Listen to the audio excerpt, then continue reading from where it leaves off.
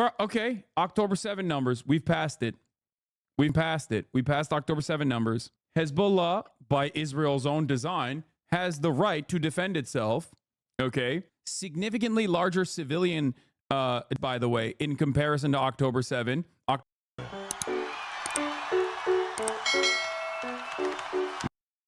Now let's get back to Israel. We're going to talk about the media bias as well.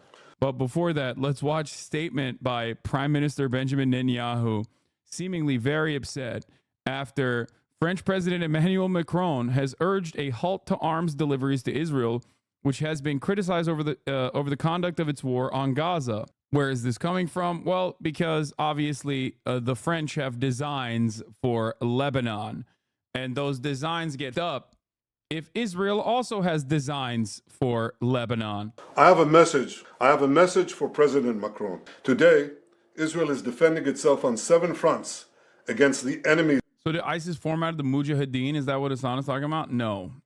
Yes and no. Of civilization.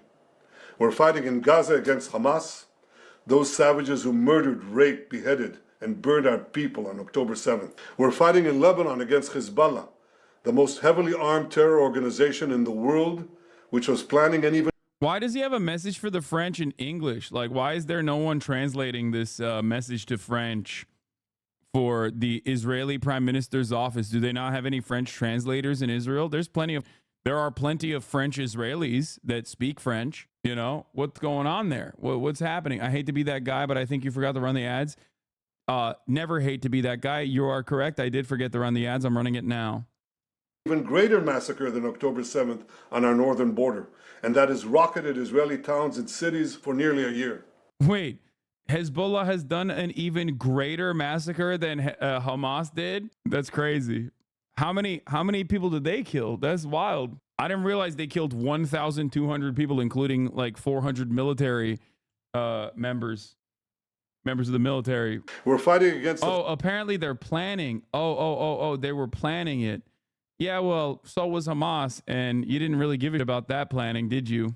Houthis in Yemen and the Shiite militias in Iraq and Syria that together have launched hundreds of drones and missile attacks against Israel. We're fighting against terrorists in Judea and Samaria who are trying to murder civilians in the heart of our cities. That's the West Bank. He's saying we're fighting in the West Bank, territory that we illegally occupy, against people who are like, hey man, this is my home. Maybe you shouldn't do that. And we're fighting against Iran, which last week fired over 200 ballistic missiles directly at Israel, and which stands behind the 7-front war against Israel. As Israel fights the forces of barbarism led by Iran, all civilized countries should be standing firmly by Israel's side.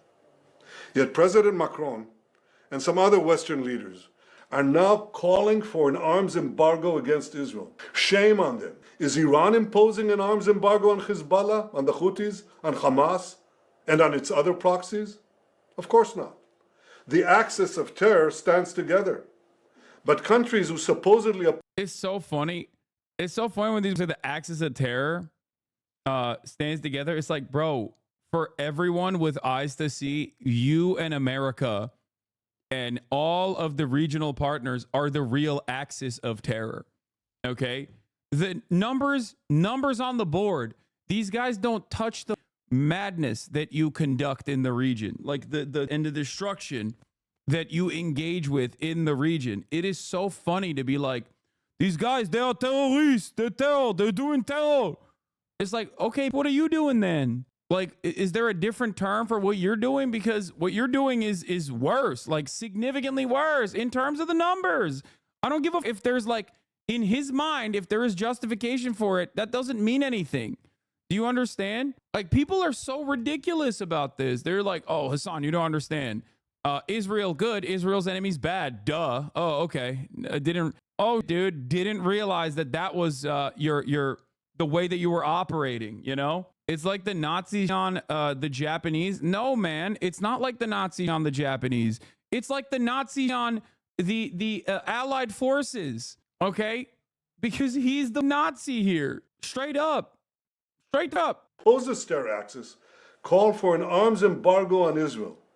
What a disgrace. Well, let me tell you this. Israel will win with or without their support. but their shame will continue long after the war is won. For in defending ourselves against this barbarism, Israel is defending civilizations against those who seek to impose a dark age of fanaticism on. Like, he just keeps saying that we're fighting against barbarism. We're fighting against these barbarians. Like, oh my God. It's just like, it's truly demonic Nazi. I don't know. I don't know how people still don't see it. Like, on all of us.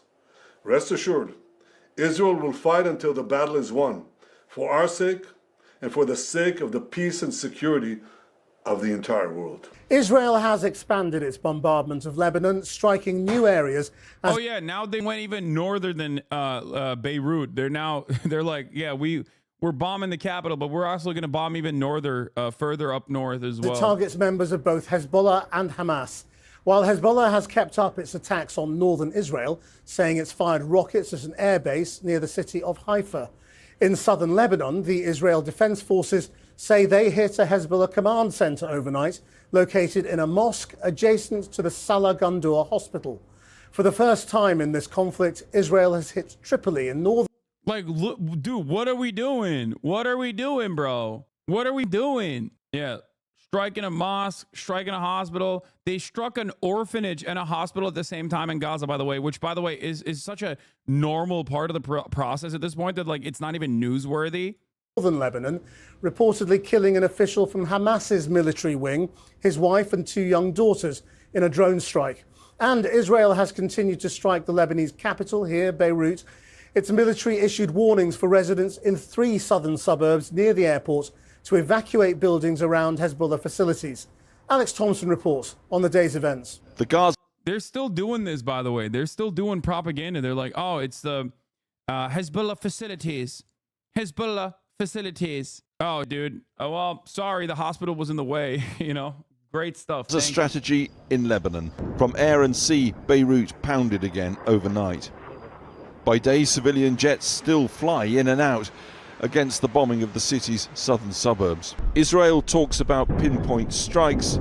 The Lebanese health ministry says more than 2,000 people have been killed so far across the country, including 127.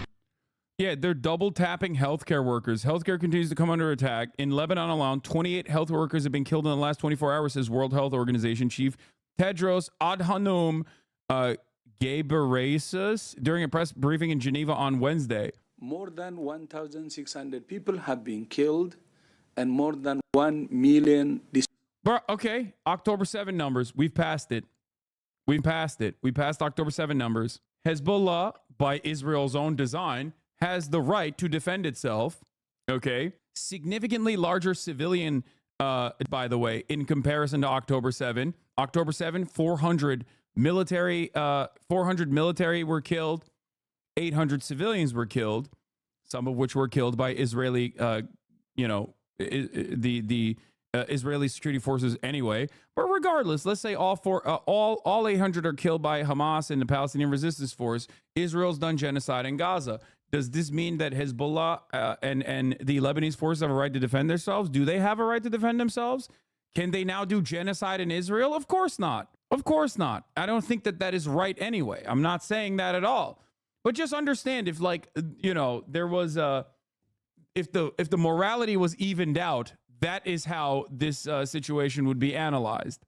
Displaced, including 350,000 now living in shelters and 160,000 who have crossed the border into the Syrian Arab Republic. Healthcare continues to come under attack.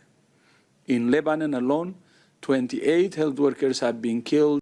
It's so funny that people still, like, grab on to the only counter to all of this, like the glaringly obvious realities. The only counter to any of this is to basically just go, la la la, can't hear you. Hasan supports terrorists. That's it. Like, you have no answer for this. You have no way of being able to justify this. So you just go, nah, they're terrorists. They're barbaric. They're terrorists. Like, you just repeat what Benjamin Netanyahu is saying, and that's it. In the last 24 hours, many health workers are not reporting to duty as they fled the areas where they work due to bombardments. This is severely limiting the provision of mass trauma management and continuity of health services. We had planned to deliver a large shipment of trauma and medical supplies tomorrow to Lebanon. Unfortunately, this has not been possible due to the almost complete closure of Beirut's airport. WHO calls on all partners to facilitate flights to deliver much-needed life-saving supplies to Lebanon. Why are we supporting Israel? What do you mean? I'm not supporting Israel. Israel can suck my... has anyone ever asked any of the State Department Press Secretary ghouls to define the word terrorist? I mean, I'm sure there's a way that they can dance around it. It doesn't matter. They literally dance around all the destruction that they fund and facilitate on a daily fucking basis. They don't give it... They literally are operating on the same boundaries that Israel's operating on, which is that these are the bad guys, Israel's the good guys. It's that simple. Children, 261 women. Hamas, because the elected president of World Health Organization Executive Board is a Qatari woman. Oh, nice. Qatar elected as president of World Health Organization Executive Board. Hanan Mohammed Al-Kuwari. Well, there you go. You can't trust them. Arabs are of one mind, famously, according to famous Israeli scholar Benny Morris. 4 major hospitals and 32 medical centers in Beirut and across the country completely out of service now due to Israeli strikes. Israel claims Hezbollah fighters were using them for positions. Overnight, Israel claimed to have killed a Hamas commander, Saeed Attallah, his wife and 2 daughters in the coastal city of Tripoli in northern Lebanon. Defiance against Israel on the ground. We say that this resistance will continue. This is the path for martyrs. This is an enemy who commits criminal acts against our people. His death independently confirmed this afternoon. And then, of course, the funeral, the full guard of honor, along with the 2 children. All this as Hezbollah fired rockets towards the northern Israeli port of Haifa, also in northern Israel. Wildfires started by incoming Hezbollah fire. Global diplomacy apparently incapable of stopping Iran and Israel's march towards the war neither wants. Iran has been on a charm offensive too in the region. Straight up, like the Iranian president after the Israeli, after the retaliation on Israel, that Israel claims hit no targets, even though they very obviously did.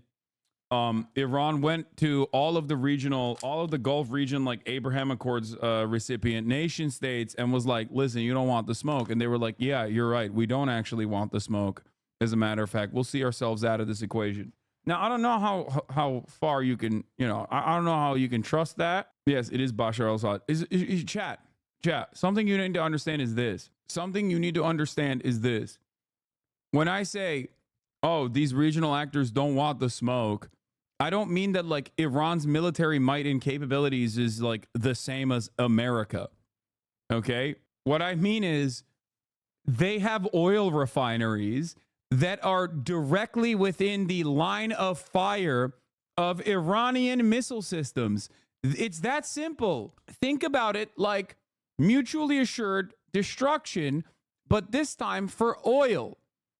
Okay? That's it.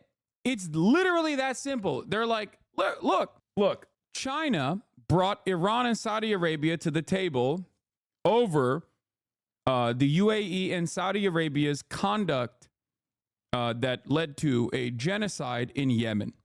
Okay? Why did China do this? Because they need the oil as well. Why did Saudi Arabia come to the table? Because they also like their oil refineries.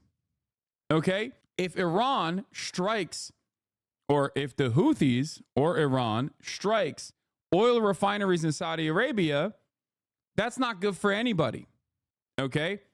And that is something that happened before October 7, mind you. Okay? It's a massive amount of leverage that Iran has as a regional actor. So for them, they're like, okay, yeah, we have a security cooperation with the United States of America. We use their weapons, but also we don't want you blowing up our oil refineries. Because if you blow up our oil refineries, then, our economy is cooked and the entire global marketplace falls apart. This is a reality that I'm sure Americans are also aware of. There's no way that they're that stupid, okay? Foreign Minister in Syria today after Lebanon yesterday, touring countries on the receiving end of Israeli missiles. His own brace now for Israel's response to this week's salvo of Iranian ballistic missiles. Both sides ban independent media from the fighting zone, but all the while on the ground, Israel's, quote, limited incursion looks ever more like unlimited invasion in scope and scale. Wow, that's crazy. I can't believe that their limited incursion is actually an unlimited invasion. Shocking. Not only the Lebanese getting out, another... You are severely underestimating the idiocy of the general American populace. No, man, I'm just looking at the American government as a capitalist institution, a capitalist instrument that obviously benefits, especially key sectors benefit from permanent death and destruction in the Middle East, but only to a certain degree. Once oil refineries catch on fucking fire, nobody benefits from that. The entire economy, the entire global economy runs on the petrodollar. It collapses everything. Okay? It's kind of like the Trump equation. Okay? A lot of business owners like Donald Trump, but a lot of business owners are also afraid of Donald Trump. Why are they afraid of Donald Trump? Because Donald Trump spells instability. Too much instability, like a certain amount of instability and deregulation and everything else is great, right? It's great for businesses. But too much of that can also spell trouble because the market needs stability. Okay? The market benefits from a certain level of chaos, but there also needs to be some level of stability. Too much volatility is not good. This sums it up pretty well. Is school illegal in the U.S.? The answer is yes. Now, Israel is going to retaliate to Iran. Israel has said they're going to retaliate to Iran in a decapitating strike against the Iranian leadership. Now, if they did that, that would be devastating. That would be devastating for the region. Israel also has said they would retaliate against Iranian nuclear plants that are a part of their energy grid or Iranian oil refineries. Iran has said if Israel retaliates at all, we will respond in kind. If Israel specifically retaliates against their energy grid, they will respond in kind. If Israel retaliates against their oil refineries, they will light the entire region's oil refineries on fire. Okay?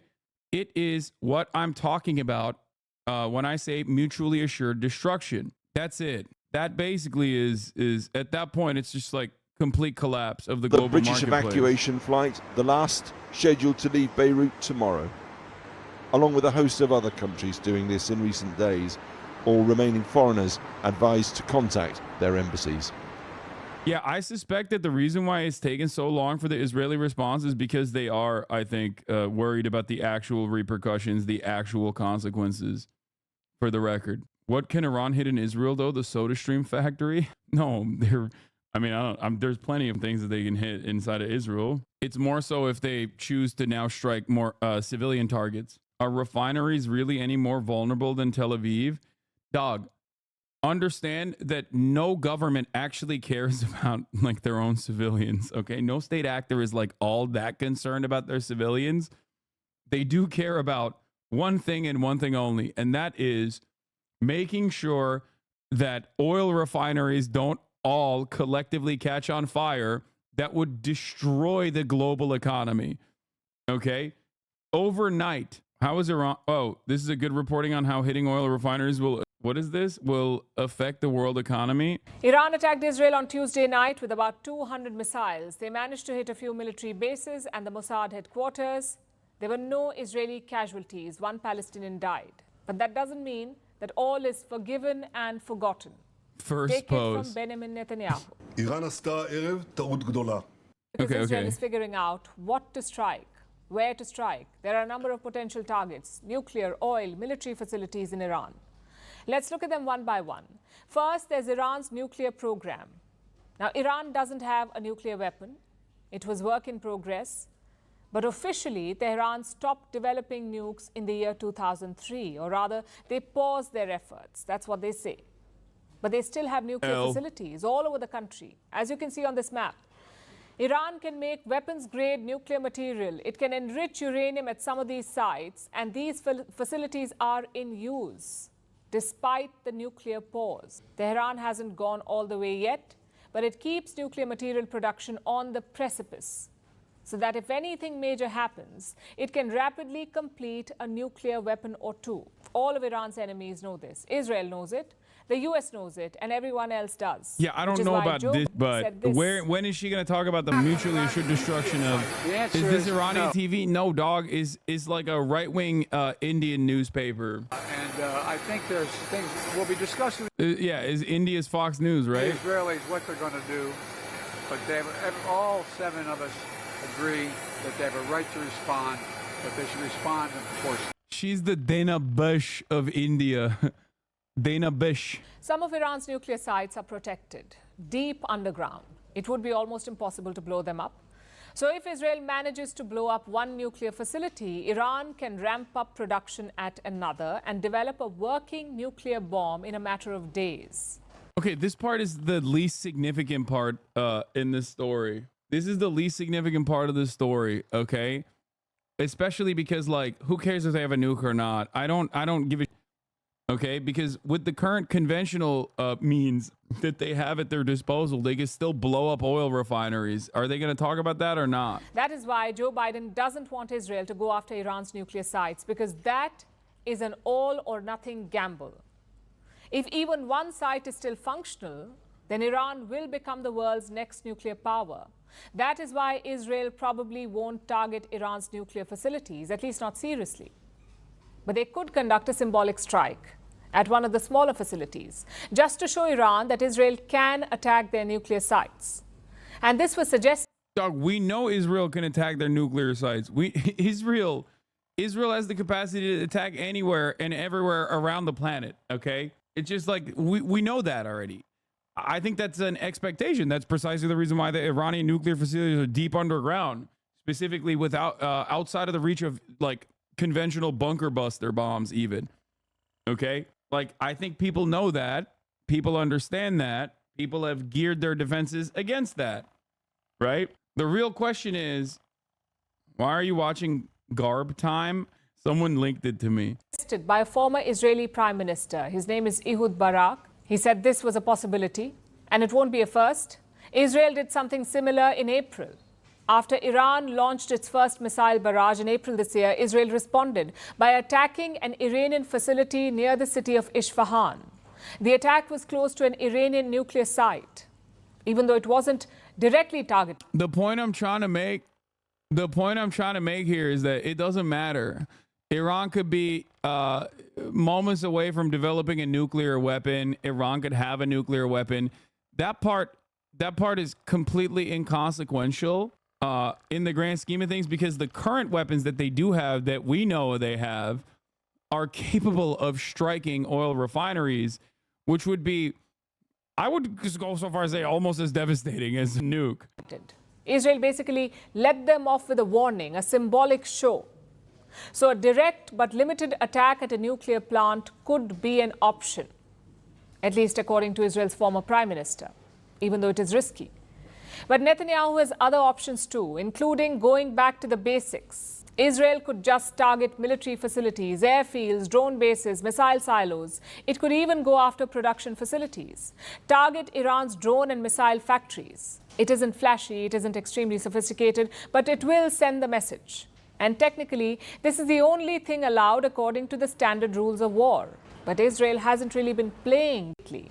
Netanyahu doesn't care about what he hits, as long as it does serious damage. And what will really hurt Iran is going after its pocket. Would you support Israel striking Iran's oil facilities, sir? We're in discussion with that. I think that would be a little, anyway.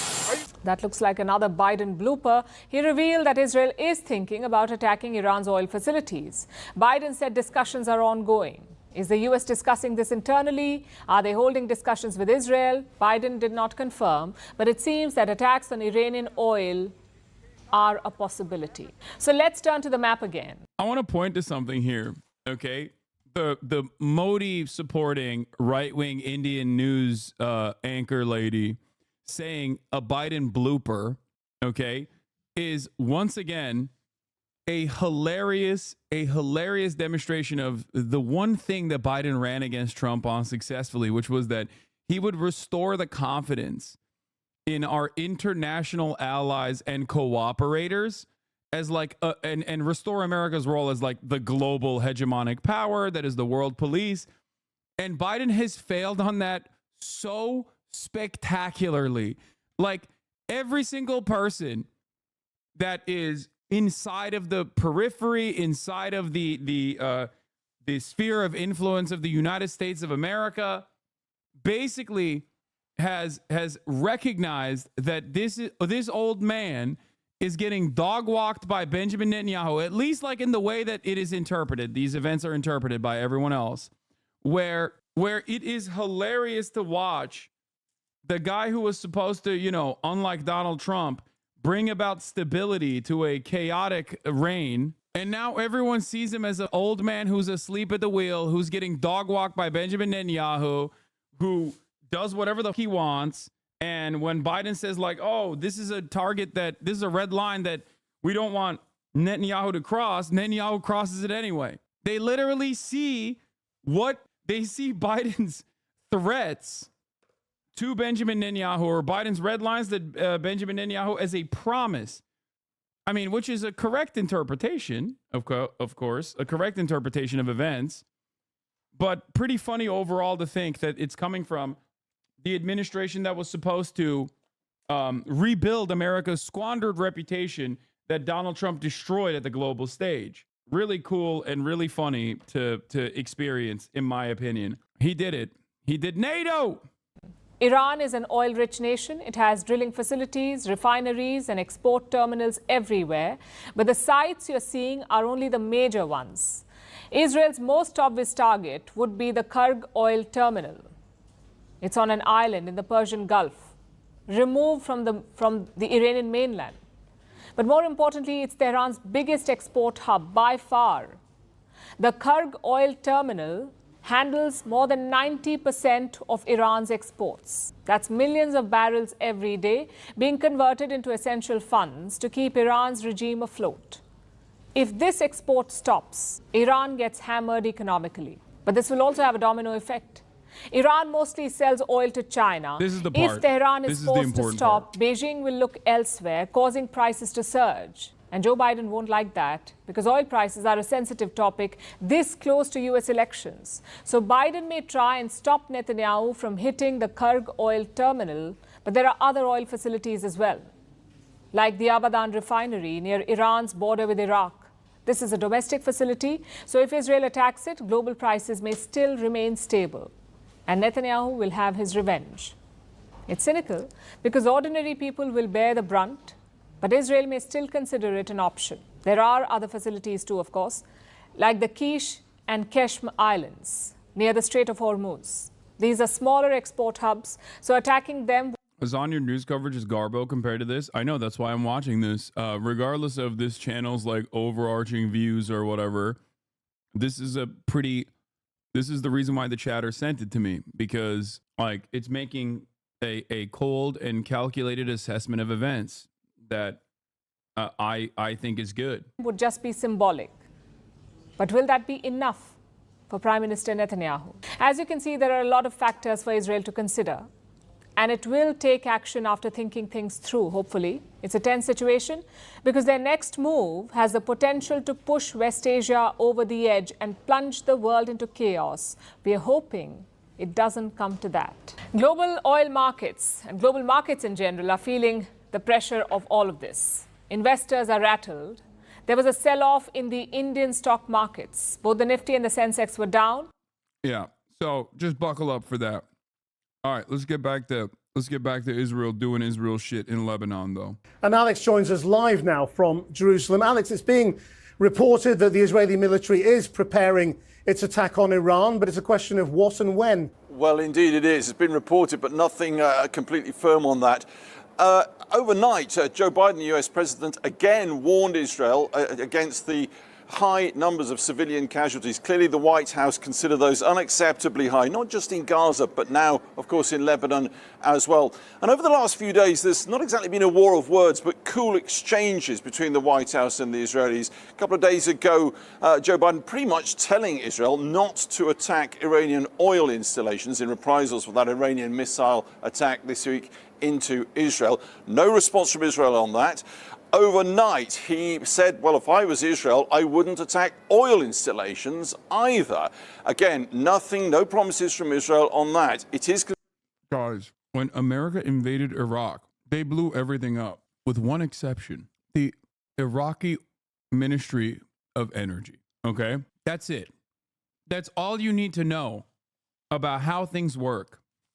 Okay? You don't up the bag, especially when your enemy has the capacity to do the same to you. This is the calculation. That's it. That's the calculation here for America, is that if Iran lights oil refineries on fire, you will destabilize the entire marketplace, the entirety of the global market. We can't have that. That's not good. And that's been a threat since day one, mind you, which is why I think it's so ridiculous that Biden hasn't packed up Benjamin Netanyahu already. I've been saying this for months. Considered imminent, we watch and we wait. Well, here with me now is our foreign affairs correspondent, Secunda Kamani, who has just returned to Beirut from southern Lebanon.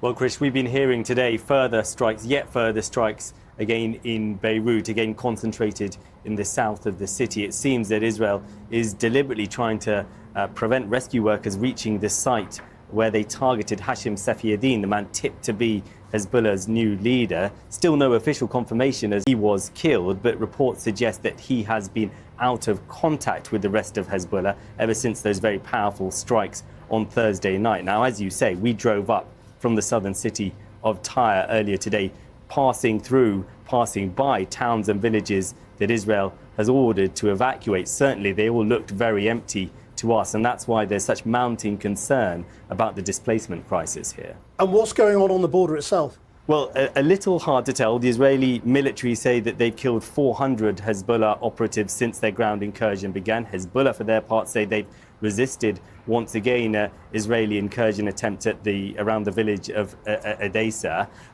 Certainly, we're not seeing Israeli forces sweep through southern Lebanon. Is that because they're concentrating their efforts just right on the border? Is it because they're encountering more pushback from Hezbollah than they anticipated?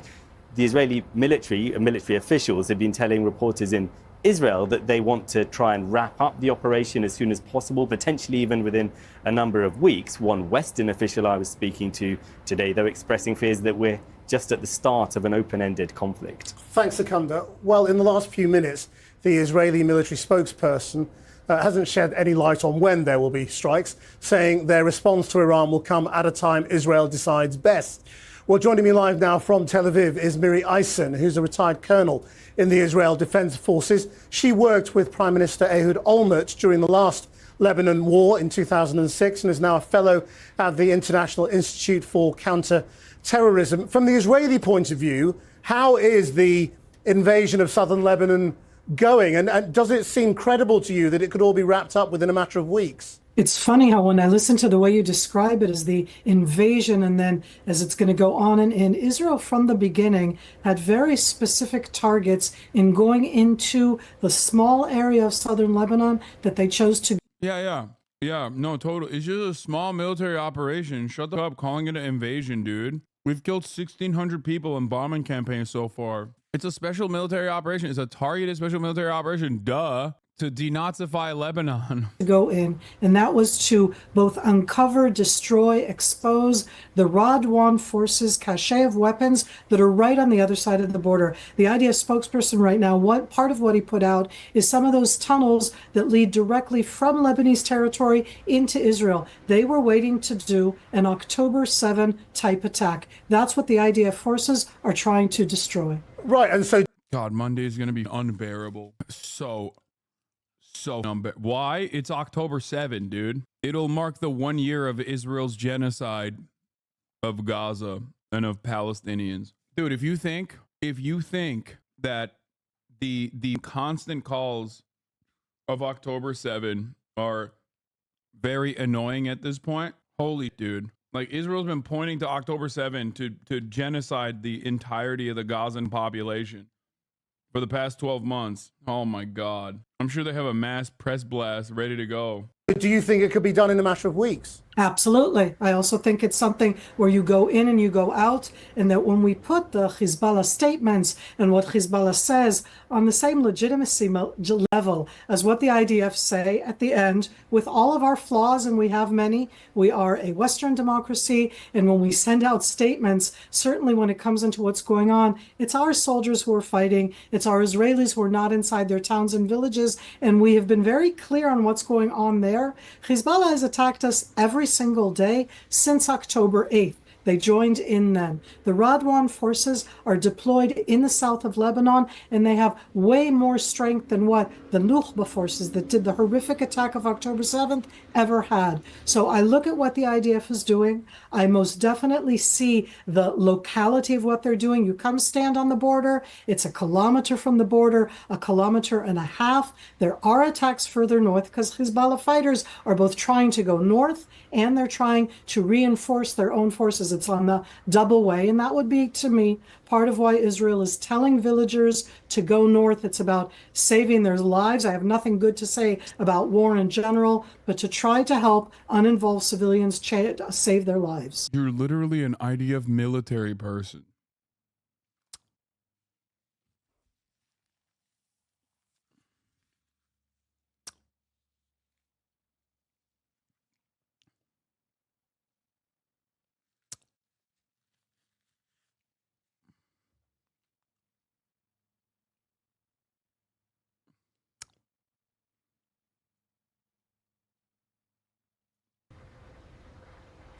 Now, let's turn to the impending attack on Iran. Obviously, there are many things being said by Western leaders about what Israel should or shouldn't attack. Joe Biden sort of suggesting it shouldn't be nuclear facilities, it shouldn't be oil installations.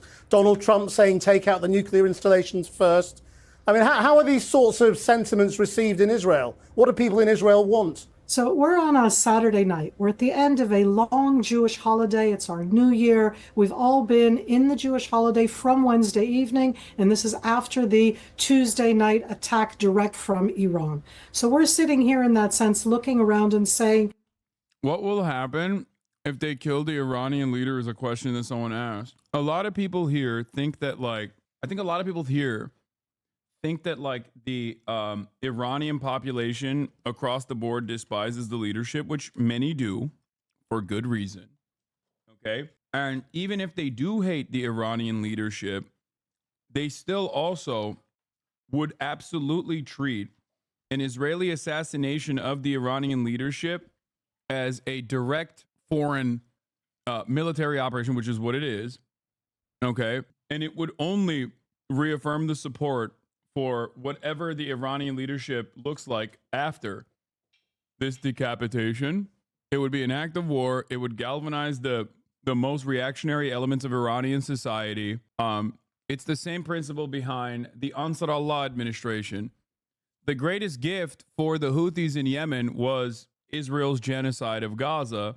If you want to look at it in like cold and calculated terms without like thinking about the morality of it all, if you were like a hater of the Houthis or Ansar Allah, which many people were inside of Yemen, right? They all basically unified under the Ansar Allah banner in the aftermath of Israel's genocide of the Palestinians. These are people who have experienced genocide themselves by Western forces. So when the leadership structure was like, we're going to do everything in our fucking power to resist American imperialism, resist Israeli imperialism, and we're going to shut down the Red Sea, okay? Obviously, when that happens, people are going to be like, yeah, no, these guys are doing the right thing. And beyond that, obviously, there's still plenty of like real popular support for the Ayatollah as well. I know this from the greatest comparison I can make here is Turkey. Recep Tayyip Erdogan became profoundly popular. He's always retained like at least 51% support throughout most of his reign. Now that is going away in the last couple of years due to hyperinflation in the country and whatnot.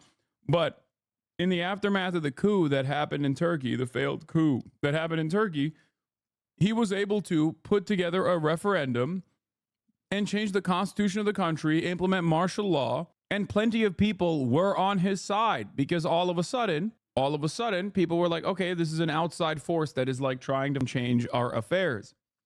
This is not something that Americans can ever understand because at most, the only thing you experience is like Russia buying like $2 million worth of Facebook ads or something. You don't really see it. Whenever a much larger force interferes in the affairs of a foreign nation in a devastating manner, especially one that leads to like death of the civilian population, if that force already has like a decent amount of popularity within the population, more and more people end up subscribing to the leadership structure, even if they were previously in disagreement with said leadership, even if they were previously fighting against the leadership. Does that make sense? I guess you could see that with like George W. Bush post 9/11. So to answer your question, if Israel was to successfully kill like a bunch of the Iranian leadership structure, there would definitely be a point of chaos. There would definitely be chaos immediately because there's plenty of people that are genuinely and understandably resentful towards the current leadership in Iran. They would probably put down those protests in unimaginably violent ways, and then they would move forward with their destruction campaign against Israel. We are in a multi-front war, but we've been there, sir, for many, many months, almost from October 7th. The Yemen Houthis joined in. The Iraqi Shiites have fired at us. The Shiites in Syria, let alone Hezbollah from day one, Hamas, and of course, Iran. So when we talk about the response, it's understanding that we are in a multi-front war, but the one that's behind all of the weaponry, the UAVs, the suicide drones, the ICBMs, the cruise missiles, all of those come from the Islamic regime of Iran. So I think we all expect an attack. We don't say not. The Islamic regime of Iran, Khamenei, this Friday stood and both praised the October 7th attack of Hamas. And when we talk about the different why... Oh, I can't believe they did that. That's crazy. They're all in it together. What they all, I want to say, have in common, to me, it's such a horrible thing, have in common is that they want to destroy, annihilate the state of Israel, and they physically are trying to do so. So I do expect a response. Israelis do expect a response, but I have no idea what that would be. Marie Eisman, thank you very much. Well, earlier I spoke to the Shadow Security Minister, Tom Tugendhat, in the UK, one of the four remaining Conservative leadership contenders who worked here in Beirut for a while before joining the army and serving in both Afghanistan and Iraq. I asked him, with Israel warning that its counterattack on Iran is imminent, what should Britain's message to Israel be? Well, look, we need to be offering leadership in the region, and that's why we need to be asking British citizens to leave as soon as possible and offering leadership in the region to make sure that Israel's response is proportionate and targeted. What does proportionate and targeted mean? Does that mean avoiding the nuclear sites, avoiding the oil installation? Bro, they're so America-cucked. Like, that's a carbon copy. Dude, England is not a real country, bro. I'm sorry. The most America-cucked nation, holy dude. Yes, we must listen to reason, which is why we are trying to get our citizens away from the line of fire. Fire coming from Israel, our ally that we're giving weapons to. That's right. This is what good leadership looks like. Very nice. Well, what it means is making sure that they're targeting those areas that enable Iran to conduct this violent aggression against Israel and actually against other countries in the region. I mean, let's not forget that Iran hasn't just brought or tried to bring death to Israel. They have actually, through Lebanese Hezbollah, through their proxies in Bashar al-Assad. I just don't get it. Why didn't they? This streamer isn't very smart. No good takes, just unintelligent remarks. Buckle in, chatter. Here's one intelligent take for you. At the top of the hour, there's a 3-minute ad break, and you should probably subscribe right now for $6 or for free with a Twitch Prime by connecting your Amazon Prime account to your Twitch account to avoid the 3-minute ad break at the top of the hour. Maybe if you're lucky, you can get gifted a sub as well. Here's the 3-minute ad break now. Also, follow up to that, I would love for you to specifically point out exactly what you disagree with instead of saying, this streamer isn't very smart, no good takes, just unintelligent remarks. That would be great. I would love to have a productive dialogue with you, my friend. Assad's government in Syria and Iraq, they have murdered quite literally hundreds of thousands, maybe even millions of Sunni Muslims across the region. So it is in British interest that this war does not grow and become a full-scale regional conflict. That's absolutely right. It is in our interest to make sure that this is as controlled, as proportionate as possible. But let's be clear, the Israeli government has the right to protect its citizens. The Jordanian government has the right to protect its citizens. And others have the right to take action against these non-state actors. Look, the Lebanese armed forces moved quickly in the last few days to disarm and expel Lebanese Hezbollah from various areas, including areas like the airport, where they have formerly had control. Of course, all of this goes back to Gaza. Should Britain be more vocal in expressing its concern over alleged war crimes in Gaza? Britain should be doing everything that we can to protect and support the Palestinian people. And one of the things that we need to be doing is pushing for the two-state solution. Look, all of this relies on the respect for...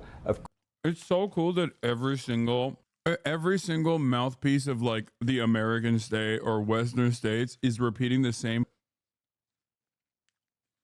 Yeah. Trying to divide Muslims, by the way, Shia and Sunni. This is the latest instruction from Hasbara. It doesn't... No Muslim gives it, like, straight up. I don't even think the Saudis care that much. Like, at this point, outside of, like, you know, people in positions of power, and even then, like, the pro-Israel sentiment is, like, diminishing. No one cares. First of all, Hamas is Sunni. They are at the heart of this. Palestinians are Sunni. Nobody gives a... Only Westerners, like, talk about it on these terms. No one cares. Chatters, please stop. But the Shia and Sunni are already divided, not united. Okay? No, there is no like, I wouldn't say that there is like a monolithic attitude towards anything in the entirety of the Muslim world, which spans across multiple continents and is, you know, billions of people. But even in the region, it's like the Houthis are a great example. They're Shia. Hasan take. Okay.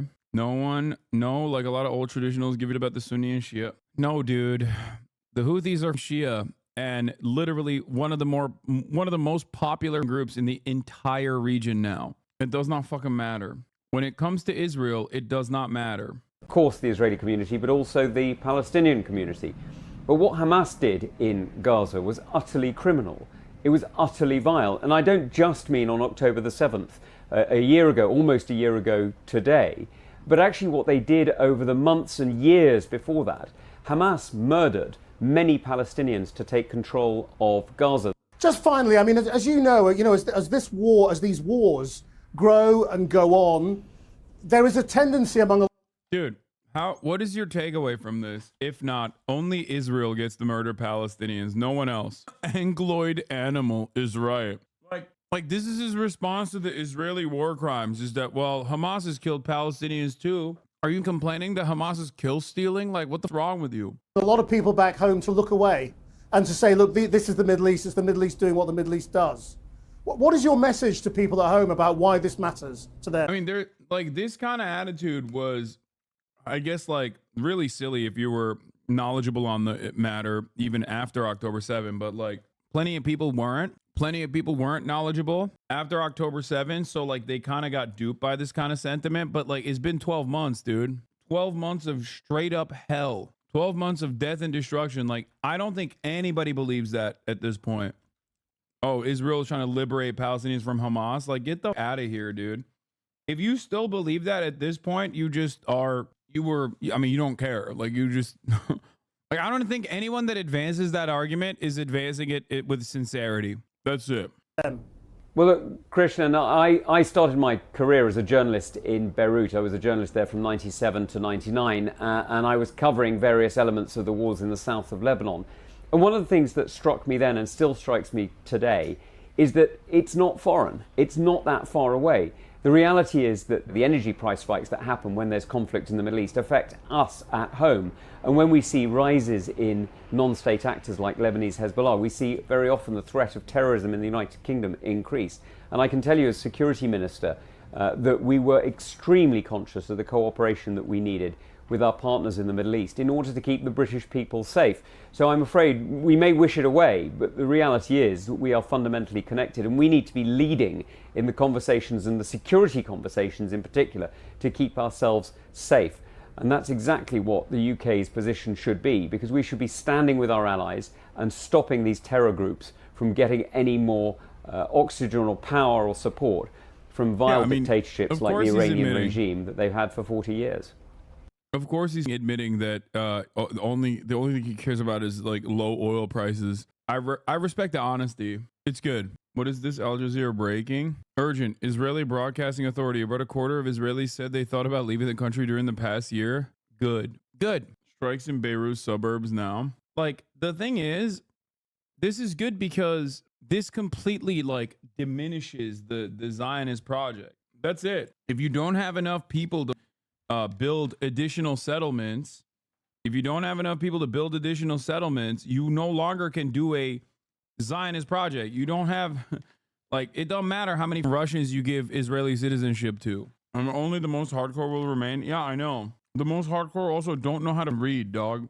It's fine. Israel is bouldering towards becoming the rabid ultra-nationalist, ultra-Zionist, the ultra-Orthodox state that it was. It has been able to successfully make it seem like it's an outside element.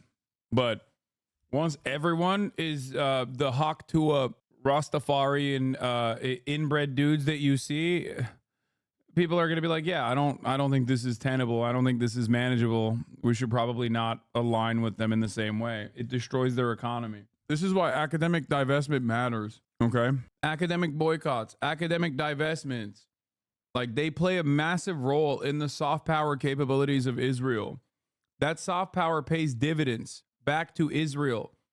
When you're wondering, like, why are there so many people who are just so unconditionally pro-Israel in American media or in all of these institutions? Like, why are there so many people? It's because Israel for years and years and years has created this ecosystem where they have a lot of the pro-Israeli sentiment baked into these institutions.